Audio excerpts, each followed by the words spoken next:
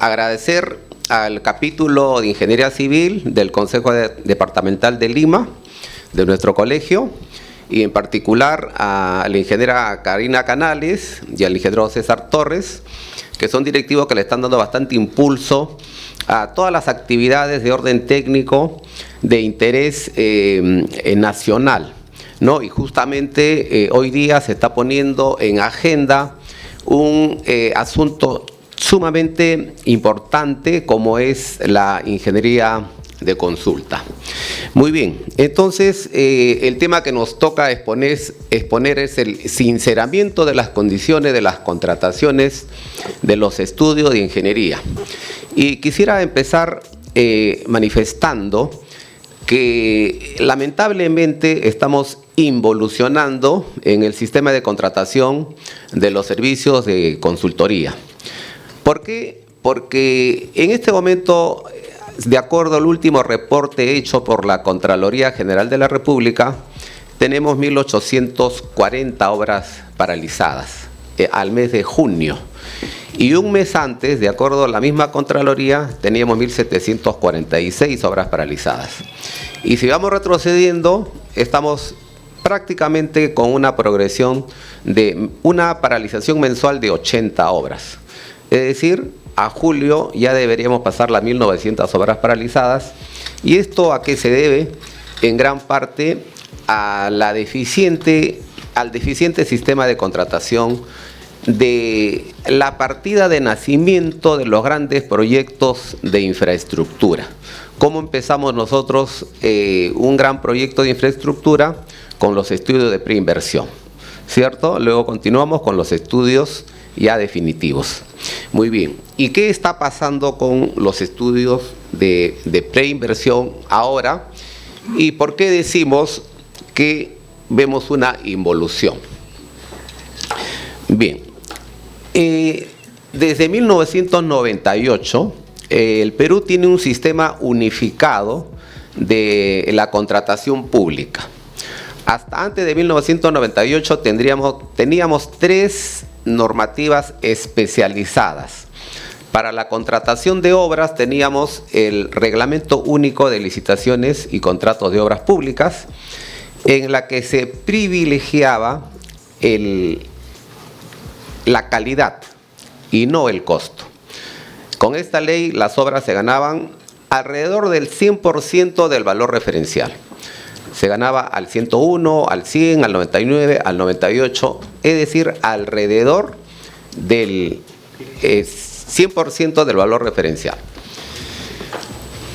Del mismo modo, en la contratación de los estudios de preinversión y los estudios definitivos, también teníamos una norma especializada que era el Reglamento General de Actividades de Consultoría, en la que también se privilegiaba la calidad en lugar del costo. ¿Y cómo era el otorgamiento de la buena pro hasta 1998? Nuestra normativa decía que todos los consultores presentaban su propuesta técnica y económica y se evaluaba la propuesta técnica y al que quedaba en primer lugar, solamente a él se le abría la propuesta económica, al resto no. Entonces, luego había una etapa de negociación. Lo usual era que los consultores presenten ofertas alrededor del 100%, pero en muchas ocasiones habían propuestas del 130%, 120%, pero había un periodo de negociación en la que el consultor le demostraba al comité especial de la entidad que ese era el precio, o producto de esta negociación el comité especial le demostraba al consultor que el precio era menor. Y si es que no había acuerdo, se pasaba al que ocupaba el segundo lugar, se abría la propuesta económica y se seguía ese mecanismo hasta llegar a un acuerdo con los consultores. ¿Esto a qué nos llevaba? Que los estudios definitivos se hacían con ambas partes que estaban convencidas que ese era el precio, ¿no? Después de un diálogo, después de mucha negociación, que no era de un día, sino de varios días, ambos quedaban convencidos que ese era el precio y por lo tanto se garantizaba la calidad del estudio definitivo. De esa manera se hicieron los grandes proyectos nacionales que nosotros recordamos, ¿no? Por ejemplo, Chirapiura, Chineca, Charcaniquinto, la primera etapa de Maje-Siguas, entre otros grandes proyectos, megaproyectos hechos por peruanos, ¿no? Pero resulta que ahora estamos involucionando y con nuestra normativa en la que privilegia el precio y no calidad, es lo que nos lleva a lo que decía al inicio, que cada mes tenemos más obras paralizadas que antes.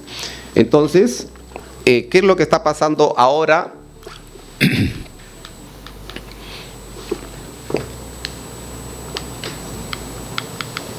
A ver si puedes pasar a la siguiente. O si de la central nos apoyan a pasar a la siguiente diapositiva. Muy bien, perfecto. Entonces, cuando decimos sinceramiento de las condiciones de la contratación, me toca poner 4 puntos, porque a lo largo de todo el día hay otros aspectos también que otros expertos lo van a analizar. Entonces, básicamente me toca exponer 4 rubros. El primero son los bajos costos de los estudios de preinversión. El segundo, el deficiente sistema de contratación de los estudios definitivos. El tercero, también los bajos costos de la ejecución contractual de los estudios definitivos. Y finalmente, la necesidad de implementar un mecanismo más célere para la solución de controversias. Entonces, en cuanto al primer caso, relacionado con los bajos costos de los estudios de preinversión, nuestra normativa, de manera errada, no contempla la contratación de los estudios de preinversión como un servicio especializado. Lo considera como un servicio en general. Lo considera como un servicio de limpieza, como un servicio de pintado, en la que puede haber economía de escala y se podrían disminuir los precios. Pero cuando estamos hablando de estudio de preinversión, estamos hablando de conocimientos, ¿cierto? Hay una venta de conocimientos sumamente especializados y por lo tanto eso no tiene un precio hacia abajo, es una calidad y eso se tiene que privilegiar como era hasta 1998. Entonces este hecho hace que muchos procesos se ganen hasta el 55% del valor referencial. He tomado una muestra de 5 procesos entre el 2016 y el 2022. Es simplemente una muestra, ¿no? Y pueden ver, por ejemplo, obras importantes como el estudio de preinversión del Puente de San Carlos, que se ganó al 68%, ¿cierto? Pero de manera escandalosa tenemos nosotros el proyecto de control de inundaciones de la cuenca del río Mantaro, eso otorgado en el 2020 al 56%, ¿no? 56% del valor referencial. Es decir, la prestación de un servicio especializado de conocimientos, ¿cómo es posible que cueste el 56% del valor referencial? Y ustedes tienen ahí otros datos en la que oscilan el 60%. Y los estudios de preinversión son la partida de nacimiento de todo gran proyecto de infraestructura. Y ya ustedes pueden suponer que si hay un estudio de preinversión deficiente, las siguientes etapas, como son los estudios definitivos y la ejecución de la obra, están condenados al fracaso. Y ahí tenemos las 1.840 obras paralizadas, una cantidad que nunca en la historia del Perú se ha tenido, ¿no? En la primera exposición, el ingeniero Enrique Aragao nos comentaba la realidad de Brasil. Y en Brasil dice que en este momento hay 14.000 obras paralizadas, ¿cierto? Si tomamos una proporción en base a la población de Brasil con Perú, estamos casi en la misma proporción, pero eso no nos debe servir de consuelo, sino por el contrario es un reto para los peruanos, porque si eso ocurre en un país que es la 8ª potencia del mundo, bueno, nosotros demostremos que somos tan capaces como ellos. Ellos acaban de cambiar su normativa, según nos cuenta el ingeniero Enrique Aragao. Han cambiado su normativa en la que se privilegia la calidad y no el costo. Entonces nosotros, bueno, también hagamos lo mismo, pero hagámoslo más rápido. ¿De acuerdo? Entonces, este es un gran problema que hay que solucionarlo. ¿Cuál es la solución? En primer lugar, consideramos que hay una medida inmediata. Simplemente cambiar el anexo de definiciones de nuestro reglamento, no hay que hacer gran cambio. E incorporar a los estudios de preinversión como servicio de consultoría especializados, no como ahora que es un servicio en general. Eso es una medida inmediata, pero con el 90% tampoco es lo óptimo. ¿Por qué tenemos que pagar un servicio especializado de conocimientos un 10% más de lo que cuesta? ¿Cierto? Entonces, lo que nosotros decimos que cuando se modifique la actual ley de contrataciones del Estado, se otorgue la buena prueba al 100% del valor referencial, porque es un servicio especializado. ¿Por qué tiene que haber una baja? No digo que regresemos a la ley antes de 1998, en la que se ganaba el 120, 130%, lo cual también era correcto. Lo que sí digo es que ahora la estructura de costos se sincere con costos reales, debidamente analizados, y si se ha demostrado que hay un valor de un 100%, hay que contratar este estudio de preinversión al 100%, sin ninguna baja. Bien, el segundo punto es el deficiente sistema de ejecución contractual de estudios definitivos. ¿Cuál es el gran problema? Que nuestra ley de contrataciones del Estado actual no tiene un procedimiento uniforme, como sí lo hay para las obras, para la ejecución de los estudios definitivos. Todos conocemos el capítulo de obras de nuestra ley, ¿cierto? Nos dan paso por paso todas las reglas de juego. Cuando inicia la obra, cuando el residente anota en el cuaderno de obra una consulta, cuánto tiempo tiene el supervisor, si el supervisor no responde, cuánto tiempo tiene la entidad, si se demoran, qué pasa, hay ampliaciones de plazo, pero eso no hay en nuestra normativa para la ejecución de los estudios definitivos. Falta eso. Y como falta eso, hemos llegado a situaciones absurdas, como que si un estudio definitivo debería durar 1 año, ese estudio termina en 5 años. ¿De acuerdo? Entonces, ¿qué es lo que pasa? Que se privilegia, si bien no está normado, se siguen usos y costumbres de los últimos años. Y la mayoría de entidades ha adoptado como usos y costumbres pagar por entregables los servicios de consultoría, ¿no? No es algo definitivo, los 4 entregables es un promedio de todos los términos de referencia que están contemplando las entidades a nivel nacional. Los entregables en estricto también varían dependiendo del tipo de proyecto, si es carretera, si es una obra hidráulica, si es una edificación, etcétera. Pero el promedio del patrón es que es por entregables, ¿no? Generalmente el entregable 1 son los estudios de campo, la topografía, estudios hidrológicos, y en la que el consultor con su equipo realiza esos trabajos en el campo, y cuando se termina su plazo entrega a la entidad esos avances. Pero luego la entidad empieza a revisarlos y el consultor no puede empezar la segunda etapa, porque tiene que tener la aprobación de la primera. Y la entidad empieza con la revisión y en la que no hay un plazo para que se pronuncie. Generalmente quien realiza la inspección de estos estudios es el administrador de contratos de la entidad. Pero este administrador de contratos también tiene otras funciones paralelas. No inspecciona solamente ese estudio, sino tiene varios estudios simultáneamente en distintos lugares del Perú. Y además tiene otras ocupaciones administrativas. Entonces, ¿cuándo hace las revisiones? Cuando tiene tiempo. A su vez, las entidades tienen diversas divisiones que hace que no solamente el administrador de contratos sea el único supervisor o el jefe, sino cada área tiene que pronunciarse, ¿cierto? El área de suelos, el área de topografía, el área de PACRI, etcétera, etcétera, y ninguno tiene plazo.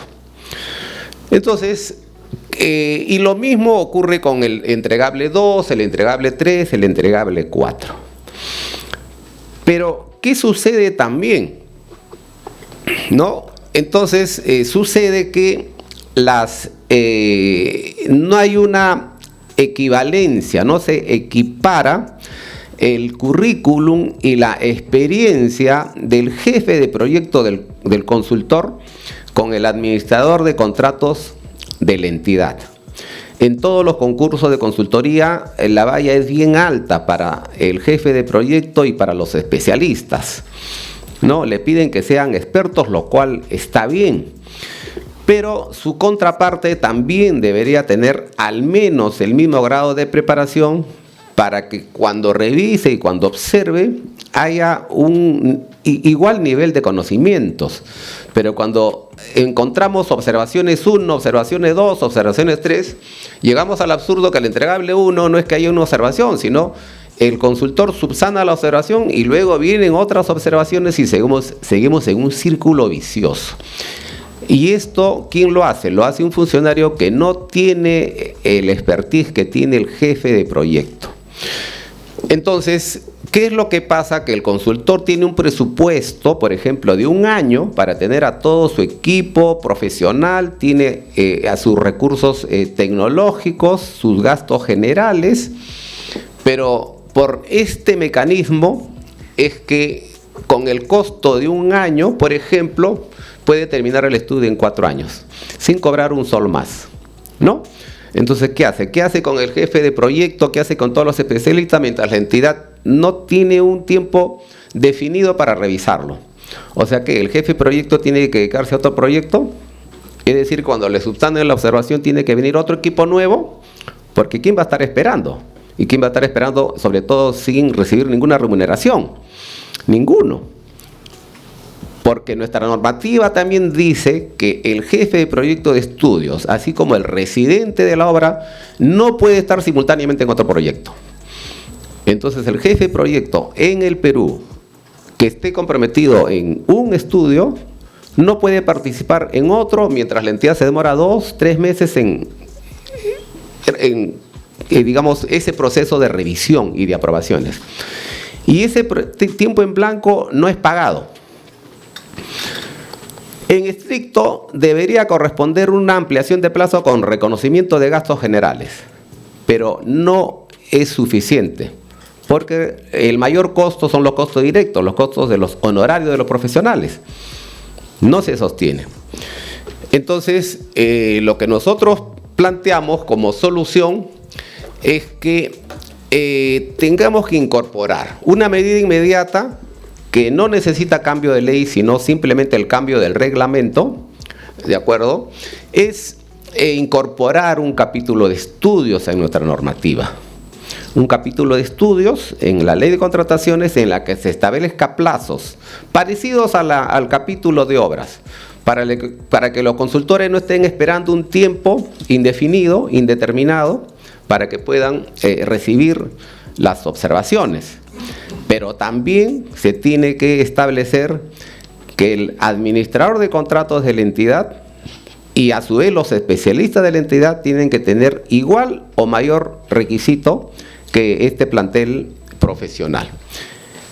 Pero a su vez también otro planteamiento que incluso algunas entidades lo aplican, pero repito, hay un libre albedrío, con la discrecionalidad que tienen algunos funcionarios públicos y algunas entidades, se contrata una supervisión externa, que es el menor de los casos, pero que eso sería lo ideal.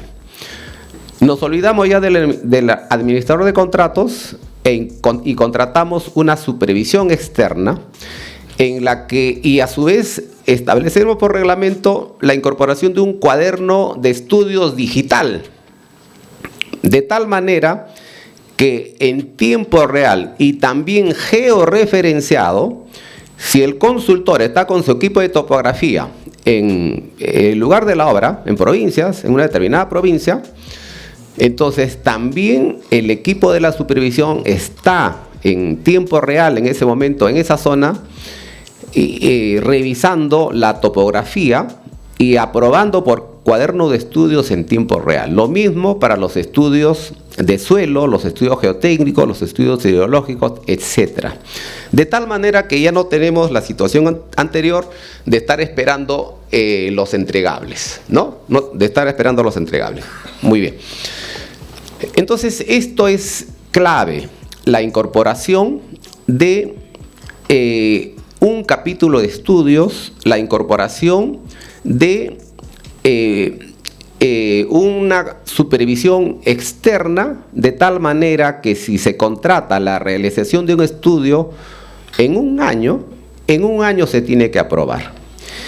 Y a la vez también simultáneamente modificar el reglamento de organización y funciones de las entidades para que el funcionario que tenga que aprobar no tenga ninguna responsabilidad en la aprobación de los estudios. ¿Por qué el funcionario tendría que tener responsabilidad? Ahora, en estas situaciones, obviamente, si el administrador de contratos es de la entidad, al aprobar, obviamente va a adquirir responsabilidades, si es que hay un estudio deficiente. Pero lo liberamos si es que hay una supervisión externa que lo supervise, en la que tanto el proyectista como el supervisor de los diseños serán responsables, pues, civiles y penales de todo lo que ocurra. Pero liberamos de responsabilidad al funcionario público y no lo paralizamos como ocurre ahora. ¿Cierto? Bien. Otro aspecto importante que hay que considerar y hay que sincerar en la actualidad es el bajo costo de los estudios definitivos. Y ya tenemos un gran problema con los bajos costos de los estudios de preinversión. Si los estudios de preinversión son deficientes, muy poco se puede hacer cuando se tenga que realizar los estudios definitivos. Podemos corregirlo, pero ¿cómo podríamos corregirlo si es que nuestra normativa actual también privilegia los costos bajos y a su vez la falta de preparación de los administradores de contratos de las entidades hacen que los términos de referencia sean deficientes y a su vez los costos unitarios sean deficientes? ¿Y a dónde nos lleva esa situación? Nos lleva a que grandes proyectos nacionales, los estudios definitivos, cuesten menos del 1% del costo de la obra. Igualmente, aquí hay una muestra de 8 proyectos en el lapso del 2016 al 2022, ¿de acuerdo? En la que ustedes están viendo, por ejemplo, la carretera Ijuchaca-Huanta, se gana al 0.7%, y lo que es un escándalo, la carretera Pólvora, Pizarrón, Perlamayo, el estudio definitivo 0.34% del monto de la obra. Cuando las directivas del Banco Mundial dicen que el estudio de preinversión debe costar entre el 2 y el 5% del monto de la obra, y por lo tanto el estudio definitivo el doble, entre el 4 y el 10%. ¿Cuánto cuesta en Chile la ejecución de los estudios definitivos? El 7%. Obviamente hay normativas a nivel de Latinoamérica distintas de acuerdo a las realidades. El promedio en Latinoamérica es mínimo el 3%. Mínimo el 3%. Dependerá de qué tipo de estudio definitivo es, si es carretera, si es puente, si es una obra de agua y alcantarillado, etcétera. Pero si es que nosotros en nuestra normativa no decimos hay un mínimo, entonces va a seguir ocurriendo esta situación que nos lleva a estudios definitivos deficientes, que hace que cuando empiece la obra, en plena ejecución de la obra, pues se tiene que subsanar estos estudios. Y también en los últimos años hemos tenido diversas normativas, diversos cambios, en la que en alguna oportunidad decía ya, quien tiene que resolver la deficiencia del proyecto en la ejecución de la obra va a ser el supervisor, ¿no? En otras ocasiones decían, no, va a ser la entidad. En otras, no, el contratista, ¿cierto? Entonces nos distanciamos del objetivo principal, que es la ejecución de la obra, y ahora el contratista pues tiene que hacer el expediente técnico, y incluso dan plazos absurdos, ¿no? 15 días para poder hacer un expediente que subsane la omisión, en la que muchas veces esos 15 días es insuficiente. Y un claro ejemplo es, por ejemplo, la construcción del Hospital Núñez Butrón, en la que la cimentación era por zapatas, pero realmente el terreno se ubicaba en bofedales, ¿cierto? Miren qué tal incoherencia en la ejecución del estudio y en la que se necesitaba realmente pilotajes, ¿no? Entonces, en 15 días, pues, ¿quién va a hacer un diseño de pilotajes? Entonces, esas cosas son las que se tienen que sincerar, pero no busquemos la solución de cómo lo resolvemos en la etapa de obra, sino tenemos que cortar de raíz el gran problema, que es en la misma ejecución del estudio definitivo. Sincerar el precio del estudio de preinversión en primer lugar, y en segundo lugar, sincerar también los precios de los estudios definitivos.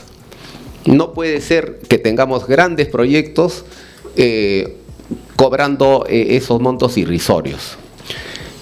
Y la mayor demostración de que este costo es demasiado bajo es el costo del control concurrente de la Contraloría General de la República. Para hacer un estudio definitivo necesitamos en promedio 20 expertos, ¿cierto?, a tiempo completo durante todo el plazo de la ejecución de la obra. Y se cobra menos del 1% del monto de la obra. ¿Cuánto cobra la Contraloría por control concurrente? El 2% del monto de la obra. ¿Cuántas personas participan en el control concurrente? No más de 5. ¿Son expertos? No son expertos. Efectivamente. Entonces, esa es la mayor demostración que nuestra normativa está equivocada. Puede hacer que ese 2% que cobre Contraloría esté bien. Puede ser. Pero tomemos esos costos y lo llevemos a los estudios definitivos. Obviamente vamos a tener costos que van a pasar el 6%, lo cual va a ser un sinceramiento.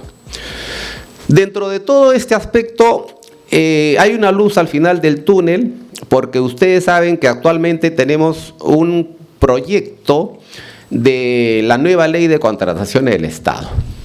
Y se ha incorporado un principio que es el del valor por dinero.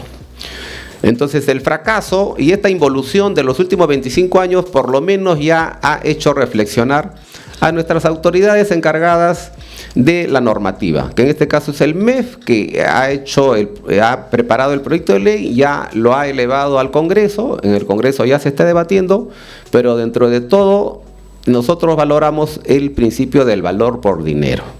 En la exposición de motivos de este proyecto de ley explica que el precio del valor por dinero significa, entre otras cosas, que no se debe privilegiar el precio sino la calidad. Es decir, estamos regresando a los tiempos en los que se trabajaba y se contrataba de esa manera. Entonces, con eso no vamos a tener estos precios bajos. Lo barato siempre sale caro.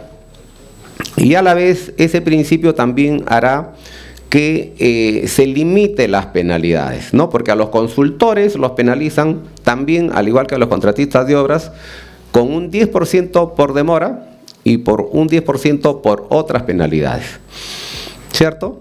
Más la baja del 10% para poder ganar la buena pro. Entonces se pretende que se haga un buen estudio con el 70% del valor referencial, pero además ese valor referencial es ínfimo. Esperemos que esto cambie pronto. Muy bien, entonces también debemos decir, por normativa, por ley, para que los funcionarios se vean obligados, mínimo el valor referencial de Latinoamérica, mínimo el 3% respecto al monto de la obra, y la buena pro también debe otorgarse al 100%. ¿No? Con ese 100% no se está favoreciendo a nadie, porque podrían haber 5, 6 o 10 consultores que hagan 100 puntos en la propuesta técnica, ¿cierto? Todos ofertarán el 100%. Bueno, se ganará por sorteo, ¿no? Ahora se ganan muchas buenas pros por sorteo, pero al 90%, con precios ínfimos. Un buen precio, y por último, que haya sorteo, estamos garantizando la calidad del servicio. Y finalmente, un aspecto importante también es la necesidad de implementar un mecanismo más célere para la solución de controversias en los contratos de consultoría. En este momento tenemos discrepancias entre los consultores y las entidades sobre muchos aspectos del contrato, en la que incluso se perjudica al consultor. ¿Y qué es lo que pasa? El único mecanismo que en este momento tenemos los consultores es el arbitraje. Y ya todos sabemos que el arbitraje ha colapsado. Para solucionar una controversia, incluso de los contratos de estudios, nos demoramos 3 años, 4 años. Los árbitros se demoran esa cantidad de años, ¿cierto? Para ejecutar un estudio de 8 meses, 6 meses, 7 meses, tenemos que esperar laudos arbitrales durante 3 o 4 años, y finalmente no se perjudican los consultores, ¿no? Se perjudica el país, se perjudica nuestra población que tanto necesita las infraestructuras. Entonces, lo que nosotros decimos es que al ser nuestra ley muy conflictiva y al haber incluso mucho abuso de los administradores de contratos por desconocimiento, podemos solucionar eso rápidamente si tenemos un mecanismo de solución de controversias célere como es el Dispute Board. Porque el Dispute Board ya ha funcionado está funcionando de manera eficiente en los contratos de obras. En los contratos de obras, ya después de 3 años de su aplicación, los adjudicadores están resolviendo controversias en menos de 90 días. Calendario. Lo que antes los árbitros lo resolvían en 4 años. Entonces, imitemos lo bueno. Entonces nosotros como consultores, la Asociación Peruana de Consultoría dice, hay que incorporar el Dispute Board a los contratos de consultoría, ¿cierto? Obviamente, este mecanismo no va a ser permanente como es en las obras, porque los precios ínfimos no va a hacer posible que haya un presupuesto para pagar a adjudicadores todos los meses, pero que sea una Dispute Board de manera ad hoc, es decir, se va a, y lo que planteamos nosotros es una junta de resolución de disputas que se constituya al inicio de la obra. Ya se defina quiénes son los adjudicadores que van a resolver la controversia, pero como no se va a sostener un pago mensual, solamente se va a activar su función cuando empiece la controversia, ¿no? Y si bien hay muchos conflictos en los contratos de consultoría, no hay tantos como en las obras. Es decir, solamente en una controversia podemos activar 4 o 5 discrepancias, de tal manera que también este sistema sea económico tanto para los consultores como para las entidades. Pero estamos logrando una gran fortaleza, que se solucione la controversia y que el estudio definitivo se termine lo más rápido posible, de tal manera que también lo más rápido posible se liciten las obras y así poder acortar la gran brecha que el Perú tiene en infraestructura. No es posible que 4 millones de peruanos no tengan agua, ¿no? No es posible que por la pandemia el Perú ha batido el récord mundial en muertos por cada 1.000.000 de habitantes. ¿Por qué? Porque no tenemos hospitales. Tenemos que acabar con eso. Muchas gracias.